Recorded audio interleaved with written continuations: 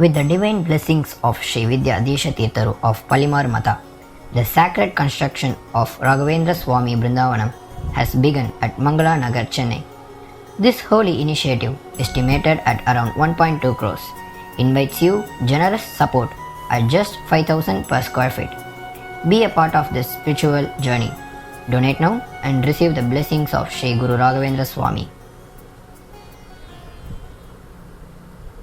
வணக்கம். MAS Rainman இனிய காலை வணக்கம். இது என் தனிப்பட்ட வானிலை அனுமானம். அஃபிஷியல் ஃபோர்காஸ்ட் இந்திய வானிலை ஆராய்ச்சி மையம் மற்றும் அரசின் சார் அறிவிப்புகளை தொடர்ந்து பின்பற்றுங்கள். நம்ம சேனலை சப்ஸ்கிரைப் பண்ணலன்னா சப்ஸ்கிரைப் பண்ணிவிட்டு பக்கத்தில் இருக்கிற விலைக்கு தொட்டு ஆல் நோட்டிஃபிகேஷன் எனேபிள் பண்ணிக்கோங்க. லைக் பண்ணலன்னா லைக் பண்ணிவிட்டு ஷேரும் பண்ணிவிடுங்க. வீடியோவுக்கு கீழே ப்ராடக்ட்ஸ் இருக்குது, அதில் அமேசான் இந்த மாதிரியான லிங்க்குகள் தொடர்ந்து ஃப்ளிப்கார்ட் இதனுடைய லிங்க்குகள் இருக்குது, அதுலேருந்து நீங்கள் ப்ராடக்ட்டும் பர்ச்சேஸ் பண்ணிக்கலாம். இன்றைய வானிலை அனுமானம் 26 ஜூன் 2025 உங்களுக்காக. இன்றைய வானிலை அமைப்பில் நம்ம மிக முக்கியமாக கவனிக்க வேண்டியது மத்திய இந்திய பகுதிகளில், குறிப்பாக அந்த மேற்கு வங்கம் ஒடிசா ஒட்டிய பகுதிகளில் நிலவிட்டிருக்கக்கூடிய வளிமண்டல மேலடுக்கு சுழற்சி ஒரு தாழ்வு பகுதியாக உருவாகிறது.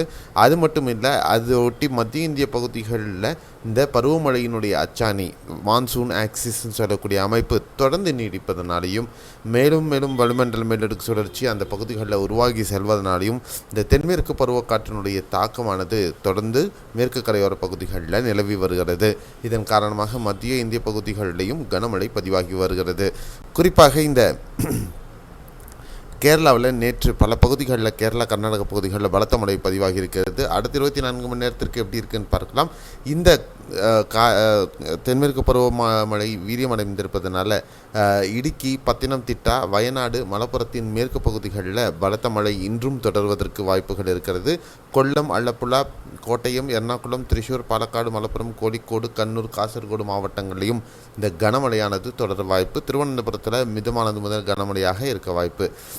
கர்நாடகா பொறுத்தவரையிலும் காவிரி நீர்பிடிப்பு பகுதிகளில் தொடரும் பலத்த மழை இன்றும் தொடர வாய்ப்பு. கொடகு, தட்சிண கன்னடா, உடுப்பி, உத்தரகன்னட மாவட்டங்களில் தொடர்ந்து பலத்த மழை பதிவாகவும், பெல்கான், தார்வாத், ஹூப்ளி, ஷிமோகா, சிக்மகளூரு, அசன் மாவட்டங்களில் மிதமானது முதல் கனமழையும், பெங்களூரு உட்பட மற்ற ஏனைய பகுதிகளில் லேசானது முதல் மிதமான மழையும் பதிவாக வாய்ப்பு இருக்கும்.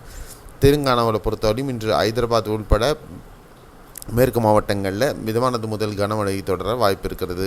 ஆந்திராவில் பொறுத்தவரையிலும் மத்திய விஜயவாடா, குண்டூர் உள்பட வடகடலோர பகுதிகளில் இன்றும் மிதமானது முதல் கனமழையும், குறிப்பாக விசாகப்பட்டினம், ஸ்ரீகாகுளம் பகுதிகளில் பலத்த மழைக்கான வாய்ப்புகளும் இருக்கிறது.